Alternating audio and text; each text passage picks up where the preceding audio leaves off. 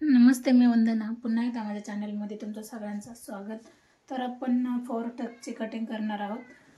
तर एकाच कस्टमरचे 3-4 ब्लाऊज होते 4 टक्सचे, तर मी तुम्हाला शेअर करावा असं वाटलं तर मी तुम्हाला हा ब्लाऊजची कटिंग शेअर करते. तर उंची आहे आपली 14ची, तर त्याच्यामध्ये 1 इंच आपण जास्त घेणार आहोत शिलाई मार्जिन. आता आपल्याला एक लाईन आखून घ्यायची. आता शोल्डर टाकायचं आहे आपल्याला 5.5 इंच आणि मोंड्यासाठी पण टाकायचं आहे आपल्याला 5.5 इंच. एकदम परफेक्ट आणि शोल्डरला फिटिंगला बसणारा ब्लाऊज आहे हा. तर त्याच्यासाठी व्हिडिओ पूर्ण बघा. आपण घडी घेतलेली आहे 8.5ची, त्याच्यामध्ये आपल्याला 2 इंच शिलाई मार्जिन जास्त ठेवायची. तुम्ही 1.5 इंच ठेवले तरी पण चालते, 1.5 ठेवा किंवा 2 इंच ठेवा. आता ही घडी पूर्ण बसती 10.5ची, तर आपण कमरेकडे 10 इंच घेणार आहोत आणि आपल्याला एक लाईन आखून घ्यायची. आता आपल्याला मोंड्यामध्ये आकार द्यायचा आहे 1.5 इंचावर आणि समोरच्या बाजूने आपल्याला आकार द्यायचा आहे 1 इंचावर. आता 1 इंचावर आपल्याला एक आकार आणि 1.5 इंचावर हे कंपल्सरी आहे. आता 2.25 इंच मी गळ्यासाठी घेते. गळ्यासाठी घेतले मी 2.25 इंच. तुम्हाला जर गळा ब्रॉड लागत असेल तर तुम्ही 2.5 जरी घेतला तरी काहीच अडचण येणार नाही. तो पण ब्लाऊज व्यवस्थित बसतो आणि हा पण ब्लाऊज व्यवस्थित बसतो. तर हा आहे आपला पाठीचा भाग. तर गळा शिवून लागतो 9चा लागतो, तर आपण 9.5 वर एक मार्क केले. दोन्ही गळे आपले गोलच आहेत. आता वरती 2.25 घेतले तर मी खाली 3 इंच घेतले, कारण आपल्याला गळा हा थोडासा ब्रॉडमध्ये लागतो. तर अशा पद्धतीने याची पाठीचा भाग हा कंप्लीट झालाय.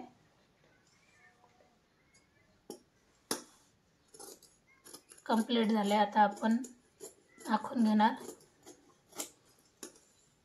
कट करायचं आहे आपल्याला आता एकदम व्यवस्थित, कुठेही कमी जास्त काहीच करायचं नाही. आता आपण घेणार आहोत समोरचा भाग. आता हा जो कड आहे आपल्याला हे कशामध्येच घ्यायचा नाही, तर आपण ते सोडून आपण आपण जे कट केलाय पाठीचा भाग हे ठेवणार आहोत. किंवा कड जरी घेतली तरी पण मग आपल्याला अजून कपडा खाली उरतो बाहीसाठी, तर मी ही कड पूर्ण घेते. पण समजा बाहीला कपडा जर कमी असेल किंवा जास्त असेल तर हे नाही घेतलं तरी चालते. आता इथं मला अंतर कमी पडलं कारण ही घडी जास्त झाली.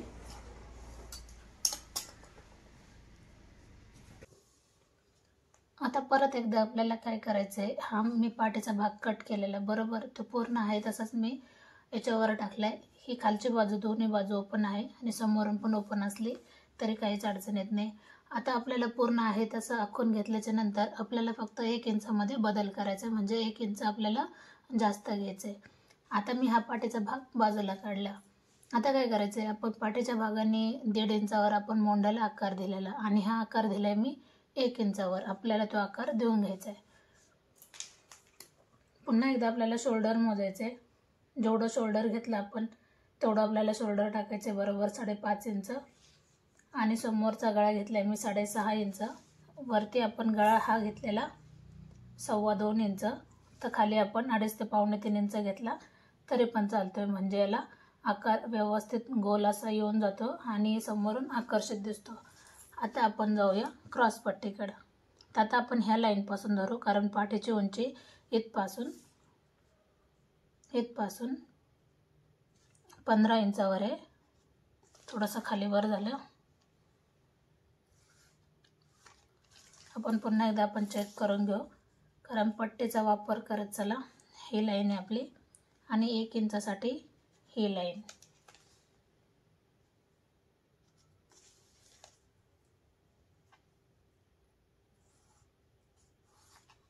आता ही लाईन आपल्याला धरायची नाही, नीट लक्षात घ्या. आता आपण घेणार आहोत ही उंची आपण जी घेतली होती तिथपासून आपल्याला 2.5 इंचावर एक लाईन आखून घ्यायची. लाईन आखल्याच्या नंतर आपल्याला क्रॉस पट्टीसाठी थोडंसं तिरका असा आकार द्यायचा आहे. आपल्याला थोडासा नॉर्मल, जसं आपले क्रॉस पट्टी असते त्या पद्धतीने. आता आपल्याला टक्ससाठी घ्यायचे 4.25 इंचावर.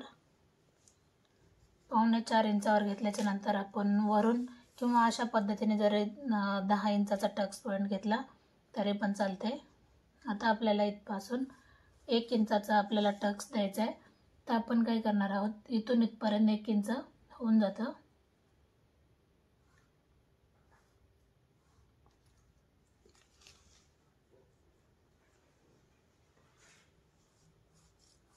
अशा पद्धतीने 1 इंचाचा आपल्याला टक्स द्यायचा आहे.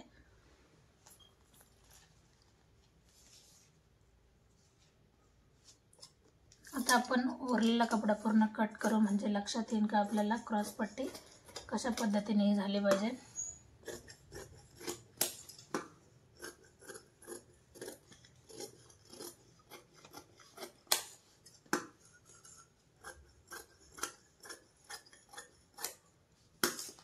हे बघा, अशा पद्धतीने आपण क्रॉस पट्टी लगेच बाजूला काढून घेऊ. थोडासा आकार द्यायचा आहे आपल्याला समोरच्या बाजूने, म्हणजे ह्या बाजूने व्यवस्थित. आता आपल्याला काय करायचं आहे, आपण लगेच गळा पण कट करून घेऊ. गळा कट केल्याच्या नंतर आपल्याला टक्स पॉईंट द्यायचा. तर आपण बरोबर अंदाजे जरी घेतला तरी पण चालते, किंवा हा टक्स थोडासा वरती घ्या. हा टक्स खोडून टाकला तरी पण चालून जातं. हा टक्स थोडासा वरती घेतलाय. अशा हिशोबाने ही झाली 4 टक्सची कटिंग. पुन्हा एकदा सांगते, माझा व्हिडिओ आवडला तर नक्कीच लाईक करा, शेअर करा आणि सबस्क्राईब करायला अजिबात विसरू नका. तर आपण लगेच बाही कटिंग करणार आहोत. तर बाही कटिंग कशी करायची मी तुम्हाला हर एक व्हिडिओमध्ये दाखवलेच, कारण मी पूर्ण बाही कटिंगपासून तुम्हाला व्हिडिओ दाखवण्याचा प्रयत्न करते. तर आपल्याला असं तिरकं माप घ्यायचे. 8चे घडे बसले, त्याच्यामध्ये आपल्याला 1.5 इंच मिक्स करायचं आहे.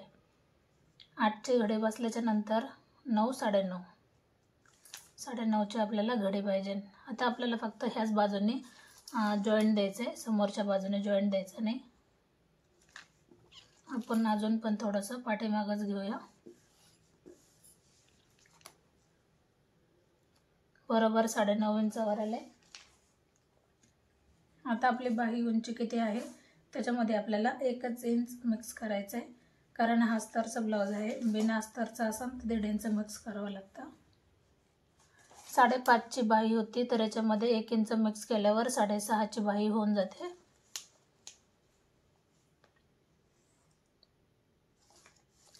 आता खालच्या बाजूला आपल्याला समोर 3 इंचावर एक पॉईंट देऊन घ्यायचा. दंड घेरा आहे 6 इंच आणि 2 इंच आपल्याला शिलाई मार्जिन ठेवायची. आता आपण असं तिरकं असं कट करून घेणार. आता ज्या वेळेस आपल्याला जॉईंट द्यायचा आहे त्यावेळेला आपल्याला ह्या बाजूने जॉईंट द्यायचा आहे, म्हणजे आपल्याला फक्त 2च बाजूने जॉईंट द्यावा लागेल, 4 बाजूने नाही. तर बघा, अशा पद्धतीने आपली जवळजवळ बाही कटिंग पण पूर्ण झाली.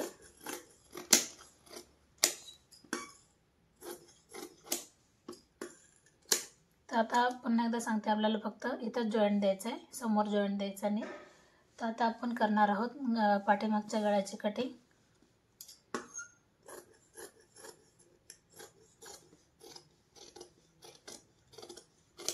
अशा पद्धतीने हा ब्लाऊज पूर्ण कंप्लीट झालाय.